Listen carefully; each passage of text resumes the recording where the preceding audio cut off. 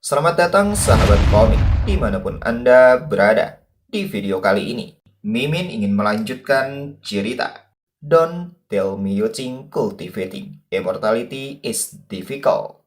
Komik ini bercerita tentang seorang pemula yang rendah hati sedang mencari jalan menuju keabadian.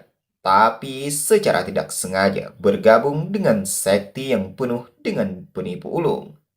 Tujuh saudara seniornya dipenuhi dengan kepercayaan diri, bergantian melontarkan teknik-teknik magis yang dibuat-buat.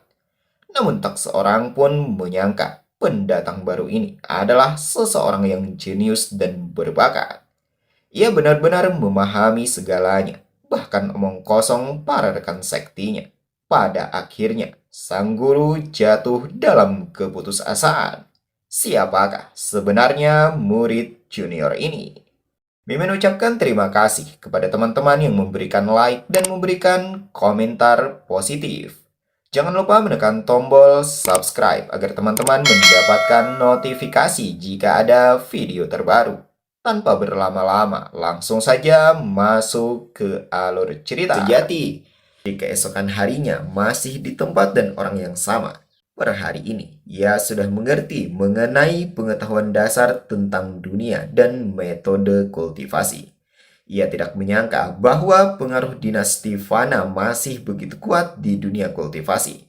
Meskipun dinasti Fana hanya memerintah duniawi, tapi kekuatan mereka masih melampaui banyak sekte abadi. Namun jika dipikir-pikir, sangat masuk akal bahwa sumber daya kultivasi paling awal pasti dikendalikan oleh kekuatan kekaisaran.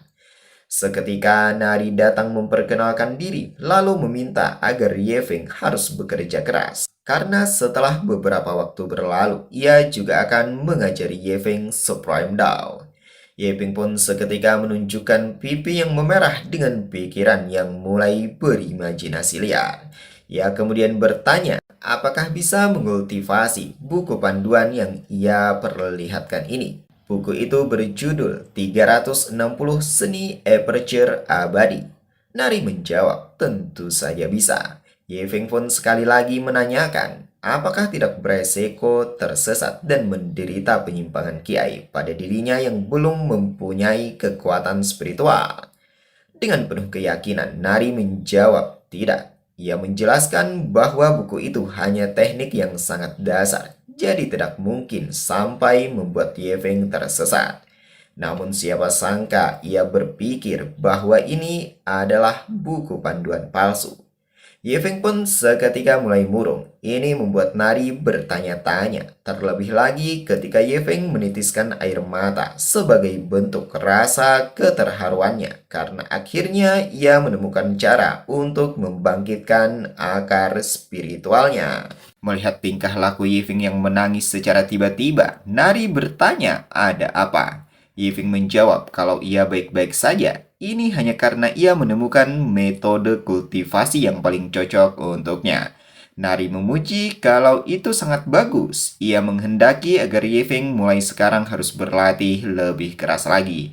Ia kemudian berbalik badan untuk beranjak pergi karena merasa tidak boleh terlalu lama di sini. Bisa-bisa semua kebohongannya akan terbongkar. Perlahan Yeveng membuka buku itu sembari menilai kalau seni 3600 Immortal Aperture ini sebenarnya sangat sederhana. Seni ini menjelaskan bahwa tubuh manusia sama seperti demonic beast yang menyimpan banyak harta tersembunyi. Semuanya hanya tersegel di dalam celah-celah tersebut, dan jika celah-celah itu dibuka, maka tubuh akan bisa menyerap energi spiritual langit dan bumi seperti demonic beast. Setiap celah yang terbuka akan menggunakan kecepatan penyerapan. Jika semua 3600 Immortal Aperture dibuka, maka kecepatan kultivasi pengguna akan mencapai 3600 kali lipat dari orang biasa. Lagi-lagi ini menyadarkannya bahwa masalah terbesarnya adalah lubang kultivasi yang ia miliki sangatlah lemah. Sehingga disebut senior Suchangyu tidak punya akar spiritual. Itu artinya kemampuannya dalam menyerap energi spiritual langit dan bumi juga sangat lemah. Kalau ia bisa menguasai 3600 Seni Immortal Aperture ini, bukankah ia bisa menutupi kekurangannya sepenuhnya? Sekarang ia sudah menguasai teknik For Thunder Sword, seni primordial, God Demon, Body Refining, dan juga telah berhasil memurnikan pil tanpa racun dari kakak senior kedua. Dan yang kurang darinya hanyalah energi spiritual. Ia tidak bisa membayangkan apa jadinya jika ia sudah memiliki energi spiritual. Menurutnya, ini bukanlah waktu yang tepat untuk berhayal, tapi ini adalah saatnya untuk berlatih seni Immortal Avenger. Beralih di keberadaan sang master bersama senior pertama yang berada di pegunungan Jinglin, hutan Silent Forest. Terlihat dari kejauhan, sebuah ledakan terjadi yang diakibatkan oleh serangan binatang iblis mengenai Dao Taihua hingga membentur tanah dengan keras. Su Changyu yang berada di samping mulai panik mendapati binatang itu semakin mendekat dan menjadikannya sebagai target selanjutnya. Sang master melirik ke arahnya meminta untuk pergi. Ia menyampaikan kalau dirinya masih punya jimat penggali yang berada di sakunya. Jika tidak, mereka berdua akan mati di sini hari ini. Su Changyu sebagai seorang pendekar tentu saja menolaknya. Ia menimpali apa yang barusan sang master katakan. Apakah sang master menginginkan dirinya menjadi seorang bajingan yang tak tahu terima kasih? Jangan harap. Ia kemudian mengacungkan pedangnya ke depan, bermaksud untuk melakukan perlawanan, sembari meminta agar sang master duduk diam dan jangan bergerak, karena ini bukan saatnya untuk kabur. Melihat tingkah Su Changyu yang begitu berani, membuat sang master bertanya-tanya, sejak kapan punggung anak ini begitu tinggi dan kokoh? Terlihat Su Changyu tengah membubuhi pedangnya menggunakan energi biru yang kuat dan bercahaya. Ini membuat sang master sekali lagi semakin penasaran. Apa mungkin anak ini masih menyembunyikan kartu trump rahasia? Namun menurutnya, tetap saja adalah hal yang mustahil untuk mengalahkan musuh yang lebih kuat 2 tingkat di atas Su Changyu sendiri. Tapi yang membuatnya terheran adalah kenapa dirinya seolah merasa tenang dengan teknik yang Su Changyu keluarkan. Tepat setelah gumam itu, Su Changyu pun menebaskan pedangnya dan itu dihadang oleh Demon Beast menggunakan energi jingga yang juga memancar bercahaya. Merasa serangan itu dapat ditahan, Su Changyu sekali lagi menambahkan tekanan pada senjata sembari berteriak agar Demon Beast pergi saja ke neraka. Bersamaan ini, sebuah ledakan terjadi menyeruak menutupi wajah, pertanda kalau serangan yang dilesatkan barusan dapat dipatahkan dan justru dirinya lah yang menerima sebuah ujaman. Ia terpental jauh ke belakang dan tersungkur tidak berdaya di tanah, sehingga sang master yang menyaksikan merasa benar-benar apa sembari mempertanyakan apakah hanya segitu kekuatan yang Su Changyu tunjukkan. Sementara Demon Beast kembali meraung keras mengeluarkan aura ungu yang perlahan semakin membesar membentuk bola cahaya yang begitu mengintimidasi. Su Changyu yang merasakan itu hanya bisa pasrah berkata pada sang master sampai jumpa lagi di kehidupan berikutnya. Dan saat itu tiba, ia akan tetap menjadi murid sang master. Namun seketika, energi keemasan muncul melenyapkan bola cahaya yang telah Demon Beast persiapkan. Pemilik energi itu adalah seorang wanita. Ia bertanya, siapa yang berani berbuat sewenang-wenang di hadapannya. Tepat setelah itu, Demon Beast yang berada di hadapan Su Changyu dan Dao Taihua pun meledak dan terpisah menjadi beberapa bagian. Di saat Dao Taihua menatap ke arah wanita yang telah membantu mereka, ia terkejut karena mengenalinya. Sebaliknya, si wanita beserta para rekan juga balik memandang, menanyakan apa yang mereka berdua lakukan dengan kultivasi serendah itu di pegunungan Jinglin ini. Apakah mereka berdua ke sini hanya untuk menyerahkan diri jadi cemilan bagi Demonic Beast? Su Changyu dengan spontan menunjuk ke arah si wanita, bertanya pada sang master, bukankah itu adalah tetua ketiga dari sekti For Thunder Sword yang ada di poster? Sebaliknya, si wanita pun juga mulai menyadari hal yang sama, bukan hanya dirinya, termasuk juga para rekannya. Mereka menilai kalau Su Changyu tidak hanya sekedar mirip dengan seorang utusan yang berada di lukisan. Bahkan mereka sangat yakin kalau Su Changyu adalah orang yang sama. Ini membuat si wanita berkeringat dingin dan berusaha bersikap tenang. Sebaliknya, Dao Taihua pun juga berbisik agar Su Changyu tidak boleh panik. Meski yang berada di hadapan mereka saat ini adalah berasal dari salah satu tiga sekte besar. Seketika suasana menjadi hening untuk sejenak sebelum pada akhirnya Su Changyu mulai merasa bingung mendapati para lelaki dari sekte Thunder Sword menatapnya dengan aneh sehingga ini membuatnya semakin panik. Namun kebiasaannya ketika gugup berbeda dari orang-orang pada umumnya. Semakin ia gelisah, maka wajahnya terlihat semakin ganas. Para kesatria for Thunder Sword yang melihat itu seketika menjadi gentar. Mereka yang sebelumnya tampak bersikap arogan, sekarang berubah menjadi lembut mengucapkan sebuah sapaan hangat. Bahkan mereka juga menawarkan sebuah pil otot spiritual White Dew yang bisa menyembuhkan luka. Sontak, Su Changyu dan sang master pun terkejut melihatnya, karena itu adalah pil langka yang harganya lebih dari 1.000 tile emas. Namun menyadari gelagat para kesatria, sekte Thunder Sword yang berubah secara mendadak membuat mereka berpikir dua kali untuk menerimanya. Mereka beranggapan kalau itu hanyalah sebuah sogokan dan pasti ada alasan tersembunyi di balik semuanya. Ia kemudian berbalik badan mengucapkan rasa terima kasih dan menyampaikan bahwa mereka berdua ada urusan yang harus diselesaikan. Ia menegaskan bahwa jalan masih panjang, semoga takdir kembali mempertemukan mereka. Salah seorang mencegat meminta untuk menunggu. Ia kemudian bertanya mengenai pendapat Su Changyu tentang hakikat sejati dari Sword Dao. Mendapati pertanyaan itu, Su Changyu pun kembali mengeluarkan teknik beraktingnya. Ia menyampaikan bahwa si pria telah bertanya pada orang yang tepat, lalu menjawab kalau hakikat sejati dari Sword Dao adalah seperti sehelai rumput yang ia acungkan ini.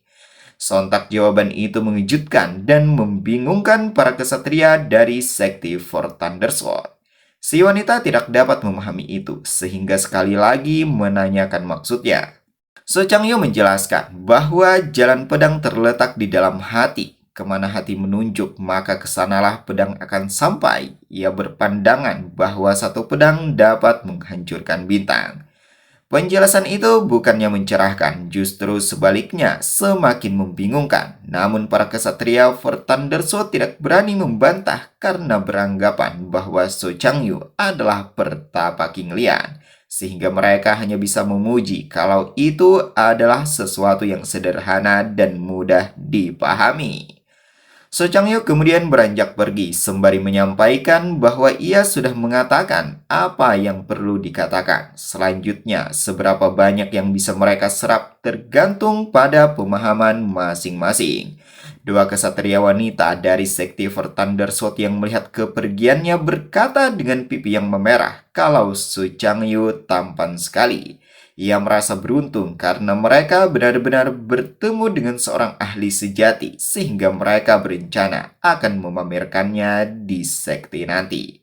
Beralih pada MC yang berada di gunung belakang, sekte King Yundao sedang mempelajari seni 3600 Immortal Aperture. Namun gagal karena lagi-lagi problemnya adalah energi spiritualnya yang masih lemah.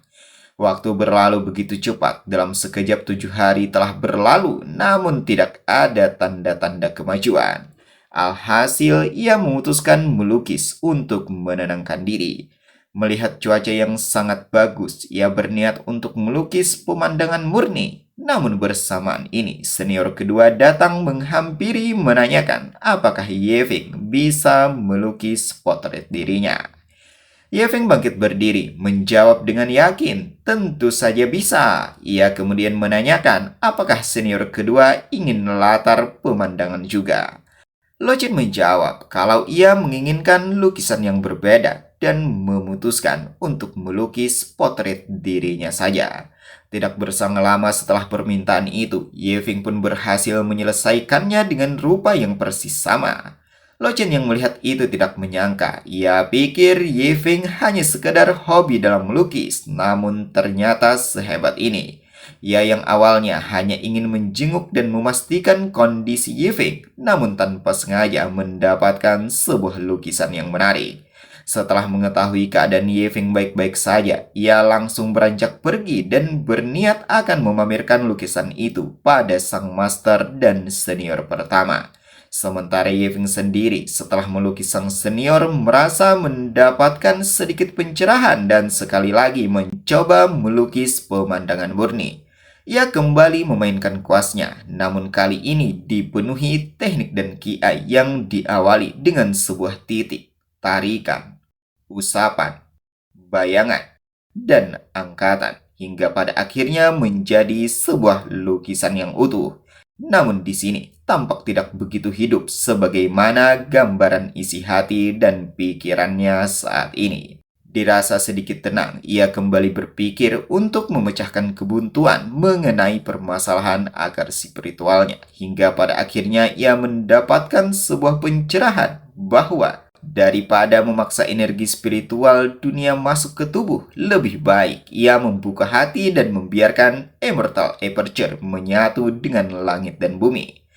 Segala sesuatu sejatinya memiliki roh, oleh karena itu tidak bisa dipaksa, melainkan akan berpadu secara alami dengan sendiri.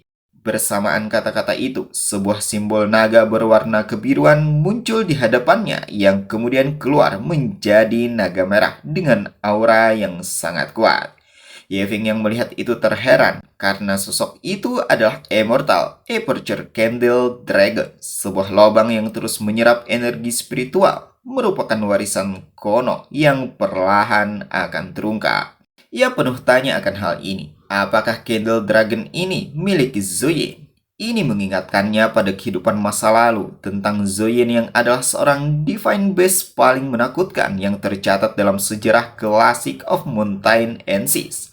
Seorang dewa yang berasal dari Zhongshan, sosok berwajah manusia dan bertubuh ular, berwarna merah dan memiliki ukuran yang sangat panjang. Bahkan dalam teks Daoist Ortodoks disebut sebagai asal mula dari segala sesuatu yang ada di dunia.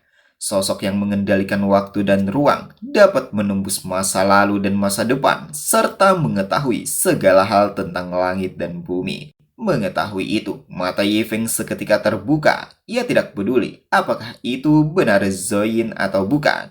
Namun yang pasti, sekarang ia telah berhasil membuka seni Immortal Aperture sehingga ia bisa berlatih seni God Demon Body Refining.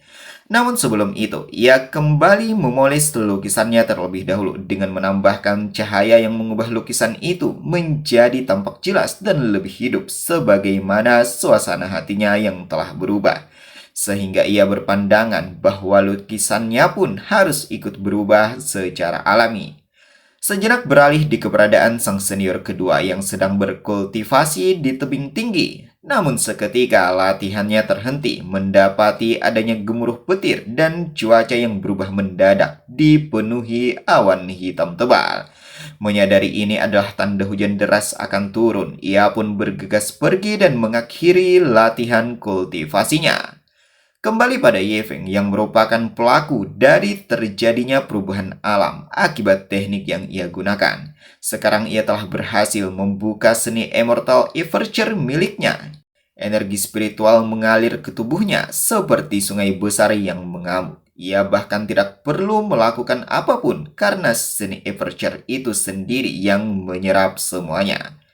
Pengarang menyampaikan bahwa biasanya para kultivator menarik kiai ke dalam tubuh lalu memurnikannya agar menjadi bagian dari mereka. Itulah yang disebut penyempurnaan kiai. Tapi Yeving berbeda, ia membiarkan energi spiritual memilih sendiri untuk masuk, melewati tahap pemurnian dan langsung digunakan. Saat ini ia belum menyadari bahwa jalan kultivasi yang ia susuri benar-benar berbeda dari semua metode tradisional. Sebuah jalan kultivasi yang hanya dimiliki olehnya seorang diri. Kembali pada MC, meskipun seni Immortal Aperture telah berhasil dibuka, namun ia masih belum puas karena seni Aperture tahap kedua masih belum terbuka. Alhasil, ia pun memutuskan untuk berlatih seni God Demon Body Refining. Pertama-tama, ia mengacungkan lengan ke atas bermaksud menggunakan energi spiritual yang baru saja didapatkan untuk berhubungan dengan langit dan bumi. Lalu kemudian ia menghujam tanah dengan keras bermaksud meminjam kekuatan bumi hingga terbentuk sebuah gambaran Divine Fornance tertinggi. Tahap berikutnya adalah mengubah kekuatan langit menjadi Divine Hammer dan tidak lama kemudian ia berhasil melakukannya. Sebuah senyuman muncul di wajah sebagai bentuk rasa senangnya, namun sayang itu tidak bertahan lama karena ia menyadari adanya sebuah kejanggalan. Kekuatan yang ia rasakan benar-benar aneh sebelum pada akhirnya berubah menjadi energi yang sangat kuat. Ia khawatir apakah dirinya bisa menahannya. Seketika gelombang energi yang berada di langit itu turun untuk bersemayam di tubuh. Namun kekuatan itu benar-benar besar dan Yefeng tidak mampu menyandangnya. Perlahan tubuhnya mulai melepuh dan semakin lama energi itu seolah menggerogoti tubuh. Ia mengerang menahan sakit yang dirasakan sampai-sampai bertanya pada diri sendiri apakah ia akan mati. Lambat laun energi itu terus menyiksa hingga menimbulkan rasa sakit yang tak tertahankan dan membuat kesadaran menurun. Matanya mulai memutih sebelum pada akhirnya terbelalak mengalami hal aneh yang tidak pernah dirasakan semasa hidupnya.